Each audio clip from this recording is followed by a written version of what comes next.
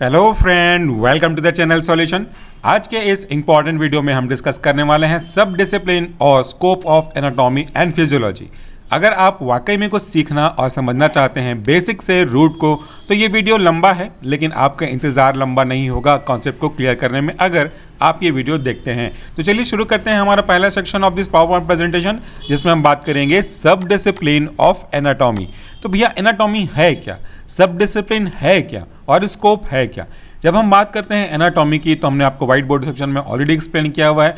जब हम किसी के स्ट्रक्चर के बारे में स्टडी करते हैं कि वो दिखता कैसा है, उसका आकार कैसा है, उसी की स्टडी एनाटॉमी कहलाती है। और जब हम उस पर्टिकुलर स्टडी को और छोटे छोटे पार्ट में तोड़ देते हैं ताकि उनके अंदर के बेसिक चीज़ों को समझना और आसान हो जाए, तो वो उनके सब डिवीज़न या सब डिसिप्लिन कहलाते हैं। और इन्हीं को ग्रास्प करके आप आगे इनका एप्लीकेशन कर सकते हो अपने कैरियर के रेस्पेक्ट में, अपने जॉब के रेस्पेक्ट में, अपने फील्ड के रेस्पेक्ट में। तो वही आपका कहलाएगा scope of that particular topic. तो यहाँ पे हम पहले वाले सेक्शन में टेबल के फॉर्म में देखने वाले हैं सब डिसिप्लिन्स ऑफ एनाटॉमी। चलिए स्टार्ट करते हैं पहले सब डिसिप्लिन से। यह है आपका एम्ब्रियोलॉजी। कौन कहता है कि याद करना बहुत ज़रूरी है? मैं तो कहता हूँ याद करना छोड़ दीजिए, समझना शुरू कर दीजिए। ताउम्र आपको वो चीज़ें कॉन्सेप्ट के रूप में हमेशा आपके दिमाग में फिट बैठेंगी। जब हम बात करते हैं एम्ब्रियोलॉजी की, तो क्यों ना इसको तोड़ दें दो सरल शब्दों में। एम्ब्रियोलॉजी बना हुआ है एम्ब्रियो और लॉजी से। बचपन से लेकर के आज तक आपने लॉजी वर्ड को कई बार सुना होगा, starting from your biology and ends toward the pharmacology.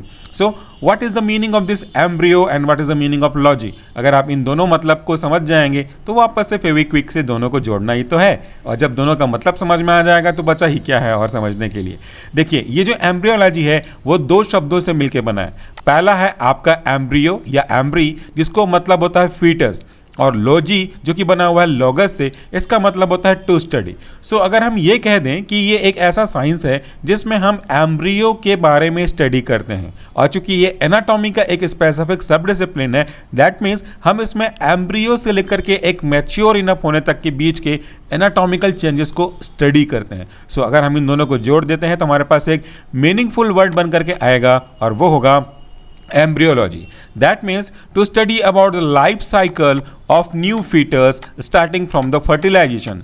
जब fertilization complete होता है, जब एक प्रोसेस इनिशिएट होता है, तो एक नए जीवन की उत्पत्ति होनी शुरू हो जाती है। और वो वहाँ पे आपके स्टार्टिंग ऑफ लाइफ का एक बेसिक सब पॉइंट है, एक डॉट है, जो कि आगे जा कर के कई बार कई महीनों तक ग्रोथ को फैसिलिटेट करते रहेगा। सो यहाँ पे हम बोल सकते हैं study about the life cycle of new foetus starting from the fertilisation of an oocyte, और जो कि आगे जा करके to the complete 1 week development of the foetus so that it may take birth, ताकि वो आगे जा करके डेवलप होने के बाद बर्थ को ले सके। So embryology is nothing but study about the development of embryo in the womb of the woman. ये कहलाता है हमारा एम्ब्रियोलॉजी। आगे बात करते हैं डेवलपमेंटल एनाटॉमी। डेवलपमेंट का क्या मतलब होता है? What is the basic meaning of development? जब हम बात करते हो कि इंडिया इज डेवलपिंग कंट्री, हमारा कंट्री डेवलप हो रहा है या वो डेवलप नहीं हो रहा है, ये इसका क्या मतलब है? डेवलप का मतलब होता है कि भैया अच्छे की ओर बढ़ना, जो नहीं था उससे कुछ और कुछ से फिर बहुत कुछ की ओर बढ़ना, ये तो डेवलपमेंट कहलाता है। सो डेवलपमेंट को अगर हम अपने शरीर के रेस्पेक्ट में देखें तो उसका क्या मतलब होता है? डेवलपमेंट का बेसिक मतलब ह्यूमन एनाटॉमी के रेस्पेक्ट में होगा, वो है आपका ग्रोथ। एंड एनाटॉमी जो कि ऑब्वियसली रिलेटेड है स्ट्रक्चर से, तो हम ये बोल सकते हैं दोनों वर्डों को जोड़ करके it may have a complete word that's called development anatomy, which is to study about the changes in the size of the cell.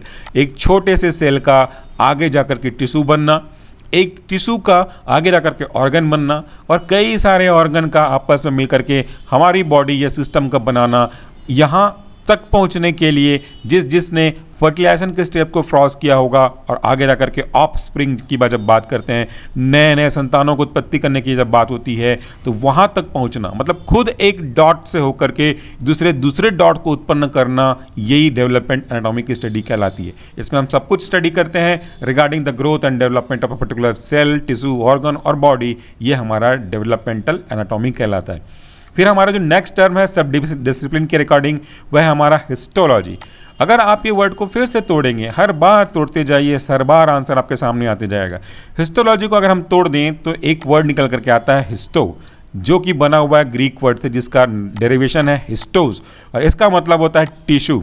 और लॉजी का मतलब तो आपने कई बार देखा है, टू स्टडी अबाउट। सो अगर हम दोनों को जोड़ देते हैं तो हमारे पास एक बहुत ही सिंपल सा लेकिन मीनिंगफुल सेंटेंस निकल करके आता है, वह हिस्टोलॉजी, जहाँ पे हम स्टडी करते हैं which is a science which concern with the study of tissue and organ in relation to their function.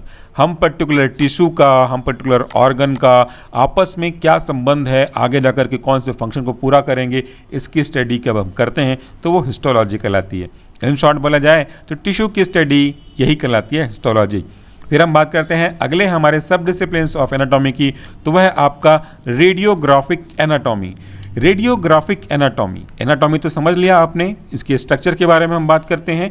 Radiographic कहने का मतलब होता है utilisation of radio active substance, खास करके इमेजिंग टेक्निक्स जैसे कि एक्सरे। किस पर्पस के लिए? एनाटॉमी ऑफ पर्टिकुलर टिश्यू या फिर ऑर्गन को समझने के लिए, विजुअलाइज करने के लिए। आप देखते हो कि जब आपके हाथ पैर किसी में गलती से कभी फ्रैक्चर हो गए हों तो आप उसको कंफर्म करने के लिए कि कितना फ्रैक्चर है, हेयरलाइन फ्रैक्चर है या काफ़ी सीरियस लिगामेंटल ब्रेकेज है, आप एक्सरे कराते हो। उस एक्सरे को देख करके समझ सकते हैं, उसकी एनाटॉमी को देख करके समझ सकते हैं कि यहाँ पे ब्रेक है, यहाँ पे इन्फ्लामेशन है, यहाँ पे ओवर जंपिंग है। यही देख करके तो हम आसानी से समझ सकते हैं कि what is the problem in between the part of your body और बोन। यही कहलाता है हमारा रेडियोग्राफिक एनाटॉमी। इसके अंतर्गत और भी चीज़ें आ जाएंगी जिसका यूज़ हम आगे वाले समय में डायग्नोसिस पर्पज़ के लिए पूरा करने में करेंगे। फिर बारी आती है हमारे एक और डिसिप्लिन्स की, वह है आपका पैथोलॉजिकल एनाटॉमी। पैथोलॉजिकल हर बार की तरह यहाँ भी देखेंगे आप, तो ये जो पैथोलॉजिकल में पैथो वर्ड है वो बेसिकली रिप्रेजेंट कर रहा है आपके पैथोजन को। और पैथोजन एक ऐसे सब्सटेंस हैं जिनको हम लोग बोल सकते हैं माइक्रो ऑर्गेनिज्म, जो कि हमारे बॉडी में एंटर करने के बाद डिजीज कॉज कर सकता है। सो पैथोलॉजिकल एनाटॉमी कहने का मतलब है it means study of diseased tissue. जिस टिश्यू के अंदर पैथोजन का इन्वॉल्वमेंट है, जिस टिश्यू को पैथोजन ने अफेक्टेड कर दिया है, इन्फेक्टेड कर दिया है, उसकी स्टडी करते हैं। जब उसकी एनाटॉमी की जब स्टडी करते हैं तो वो कहलाता है आपका पैथोलॉजिकल एनाटॉमी। ये तो हो गए हमारे सब डिसिप्लिन्स ऑफ एनाटॉमी। अब बारी आती है सब डिसिप्लिन्स ऑफ फिजियोलॉजी। तो फिजियोलॉजी का मतलब क्या होता है? कोई चीज़ काम कैसे करती है, what is the basic principle of their working और their action, mechanism of action. अब आप पेन को ले लेते हो, उठा के एक पेन ले लीजिए, पेन का स्ट्रक्चर कैसा है, एनाटॉमी कैसा है, आपने देखा कि लंबा सा है, ढक्कन सा है, उसके अंदर ये है वो है, जो कुछ भी है उसको दिखने में वो चलता कैसा है। आपके पेन के रिफिल पे जो इंक लगी है उसके सामने एक बॉल लगा हुआ है, बॉल बेयरिंग लगी हुई है, जो आपस में फ्रिक्शन करती है, रोलर मूव करता है, इंक नीचे की ओर आता जाता है और जहाँ जहाँ आप उसे मूव करोगे वैसा इंक का इंप्रेशन पड़ता जाता है। यही तो इसकी फिजियोलॉजी है। तो जब हम अपने ही इस बॉडी की फिजियोलॉजी को समझेंगे तो उसको भी हमको अलग अलग सब डिवीज़न में क्लासीफाई करना पड़ेगा। तो सब डिवीज़न, सब डिसिप्लिन्स क्या क्या है हमारे फिजियोलॉजी के? तो पहला है आपका endocrinology. Endocrinology is again made of two words, endocrine, जिसे बेसिकली बोल सकते हो आप endo plus crine plus logy. That means endocrine refers to endocrine gland. Endocrine का मतलब होता है अंतःस्रावी ग्रंथियां, जो कि एक स्पेसिफिक तरीके के हार्मोन्स को, केमिकल को प्रॉपर फंक्शन पूरा करने के लिए हमारी बॉडी में सिक्रीट करती रहती है। भैया अगर किसी को ग्रोथ होना है तो ग्रोथ हार्मोन काम करेगा, किसी को अगर थायराइड से रिलेटेड फंक्शन को परफॉर्म करना है तो थायराइड हार्मोन सिक्रीट होगा। वैसे ही अलग अलग फंक्शन को फैसिलिटेट करने के लिए अलग अलग हार्मोन्स निकलते रहते हैं हमारे एंडोक्राइन से। इसी एंडोक्राइन के सीक्रेट किए जाने वाले हार्मोन्स की स्टडी ही हमारी एंडोक्राइनोलॉजी का एक बेसिक पार्ट है। सो हम कह सकते हैं कि एंडोक्राइनोलॉजी, एंडोक्राइन ग्लैंड के बारे में study, is the branch of physiology as well as in the branch of medicine which involve the study related to the endocrine gland, जो कि एंडोक्राइन ग्लैंड के बारे में स्टडी कराती है। कौन सा एंडोक्राइन ग्लैंड से कौन सा हार्मोन निकलता है और कौन से हार्मोन का कौन सा स्पेसिफिक फार्माकोलॉजिकल एक्शन होता है, इसकी जो पूरी डिटेल्ड स्टडी है यही हमारी एंडोक्राइनोलॉजी कहलाती है। अगर आपको डायबिटीज़ है तो आपको पढ़ना पड़ेगा इंसुलिन के बारे में। इंसुलिन कहाँ से बनता है, किस सेल से बनता है, क्या फिजियोलॉजी है, कैसा मैकेनिज्म ऑफ एक्शन है, इनके द्वारा जो सिक्रीट किए जाने वाले पार्ट हैं जिनसे ये सिक्रीट होते हैं, उनके एनाटॉमिक या फिजियोलॉजी में क्या चेंजेस है जिसकी वजह से इनके सिक्रेशन में फैसिलिटेशन चेंजेस नज़र आ रहे हैं, उसकी कंप्लीट डिटेल स्टडी कहलाएगी एंडोक्राइनोलॉजी। फिर हम बात करते हैं कार्डियोवैस्कुलर फिजियोलॉजी। ये तो बहुत आसान होगा आपके लिए, लेकिन फिर भी कार्डियो का मतलब है हमारे हार्ट से और वेस्कुलर का मतलब है हमारे ब्लड वेसल से। सो यहाँ पे हम ये कह सकते हैं it's a physiology of heart as well as blood vessels. तो भैया हार्ट ब्लड वेसल्स का क्या लेना देना है, या इन दोनों को जोड़ता कौन है? हार्ट को ब्लड वेसल को जोड़ने का काम करते हैं हमारे ब्लड। ये तीनों को मिलाकर के हमारा साइकिल पूरा होता है। So cardiovascular system is basically made of cardio that means heart and vascular that mean blood vessels. तो हम ये कह सकते हैं कि cardiovascular physiology include the study of cardiovascular and its assigned function और सिस्टम लाइक सर्कुलेटरी सिस्टम, जिसका कि उसका काम है कि ब्लड को सर्कुलेट करना, और इस सिस्टम में सहयोग करता है हार्ट के साथ ब्लड और ब्लड के साथ मिलकर के ब्लड वेसल्स। तो ये तीनों चीज़ें आपस में कोऑर्डिनेट करके अपने सामंजस्य को, होम्योस्टेसिस को मेंटेन करती हैं, और इसकी फिजियोलॉजी की स्टडी कहलाती है कार्डियोवैस्कुलर फिजियोलॉजी। आगे बात करते हैं वह हमारा immunology, that means study about immune system. जब आप ये वीडियो सुन रहे होंगे, जब मैं रिकॉर्ड कर रहा हूँ, ये पैंडमिक सिचुएशन का दौर है, थोड़ा सा कम हुआ है और थोड़ा सा आने की संभावना नज़र आती है। तो ये पैंडमिक सिचुएशन में हमने कई शब्दों को सीखा है, जिसमें मुख्य रूप से हमारी इम्यून सिस्टम बहुत बार रिपीट होता है। हमने पैंडमिक सुना, हमने एंडेमिक सुना, हमने क्वारंटीन सुना, हमने आइसोलेशन सुना, और हमने इम्यून सिस्टम जरूर सुना है। इम्यून सिस्टम हमारी बॉडी का एक स्पेसिफिक बॉडीगार्ड है, जो बाहर से आने वाले अनवांटेड, अनऑथोराइज्ड एंटीजन से आपकी बॉडी को बचाने का काम करता है। सो जो आपकी बॉडी को बचा रहा है, अगर वही ताकतवर है तो बहुत आराम से आपकी प्रोटेक्शन कर लेगा, लेकिन अगर वही कमज़ोर है तो फिर वो कैसे आपकी बॉडी को प्रोटेक्ट करेगा? सो ये एक ऐसा ब्रांच है, सब डिसिप्लिन है हमारे फिजियोलॉजी का, जिसमें हम अपने इम्यून सिस्टम के बारे में पढ़ते हैं। एंड इम्यून सिस्टम को हम लोग बोल सकते हैं कि एक डिफेंसिंग सिस्टम है, जो हमारी बॉडी की इम्यून सिस्टम को, प्रोटेक्टिव सिस्टम को मजबूत बना के रखता है।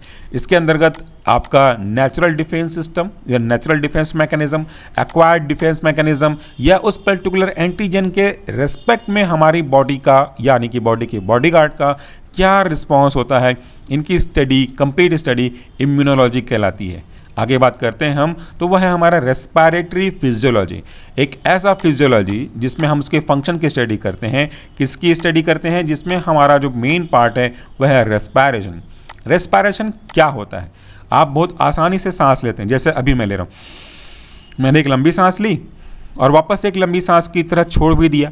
तो सांसों का अंदर जाना और बाहर आना, दैट मीन्स ऑक्सीजन का आपके ब्लड तक पहुंच जाना via the lungs and via the tissue होते, टिश्यू का जो CO2 है वापस से ब्लड से लंग्स, लंग्स से एक्सेलेशन के थ्रू बॉडी से बाहर निकलना। सो हवा, ऑक्सीजन का जाना और कार्बन डाइऑक्साइड का बाहर निकलना, इन सब के प्रोसेस को हम तो बोलते हैं respiration. It means inhalation of oxygen as well as exhalation of carbon dioxide. So respiratory physiology is the branch where we study about the process of mechanism of respiration in our body, जहाँ पे हम अपने शरीर में इस oxygen के लेने और कार्बन डाइऑक्साइड के छोड़ने और इनके बीच में जो अनगिनत प्रोसेस होते हैं, कहाँ पे पार्शियल प्रेशर से हमारे एल्वेलाई से ब्लड में पहुँचता है, ब्लड से आपके टिश्यू तक पहुँचता है, टिश्यू से यूज़ किया हुआ CO2 को वापस से लेके आते हैं और वापस से लंग्स से लेकर के एक्सेल करते हैं। इन सब की डिटेल स्टडी हमारी कहलाती है रेस्पिरेटरी फिजियोलॉजी। फिर हम बात करते हैं रीनल फिजियोलॉजी की। Renal stand for kidney. हम कुछ भी खाते हैं, कुछ भी पीते हैं, वो उसका कुछ हिस्सा शरीर को यूज़ होता है, और जो चीज़ें हमारे शरीर के लिए सही नहीं है वो depending upon the state of matter हमारे बॉडी से बाहर निकाल दी जाती हैं। स्टेट मैटर के हिसाब से बात करोगे तो सॉलिड है तो फीकल मेटल के रूप से बाहर निकलेगा, and if it is liquid तो वो आपके यूरिन के साथ, या लिक्विड में अगर डिजॉल्व है तो लिक्विड के रूप में, यानी कि वाटर के रूप में, यानी कि यूरिन के रूप में आपके बॉडी से बाहर निकल जाता है। कितना आसान है चीज़ों को समझना, बट ज़रूरत है कि इसको अपने से जोड़ करके देखें। So renal physiology is nothing but a physiology of renal system. Kidney के फंक्शन के बारे में कंप्लीट स्टडी करना, कैसे किडनी काम करता है, कैसे फिल्टर करता है हमारे ब्लड में प्रेजेंट इम्प्योरिटीज़ को, उनको कैसे यूरिन के थ्रू बाहर निकालता है, यही कहलाता है यूरिन, यानी यही कहलाता है हमारा renal physiology. So it's a branch of physiology which include the study of physiology of kidney and that include formation of urine as well. इसके बाद हम बात करते हैं pathophysiology. It's basically a physiology, लेकिन किसकी physiology? Patho, that means pathogens की स्टडी। So it is a study about the disorder, physiological process associated with the disease of injury of a organ.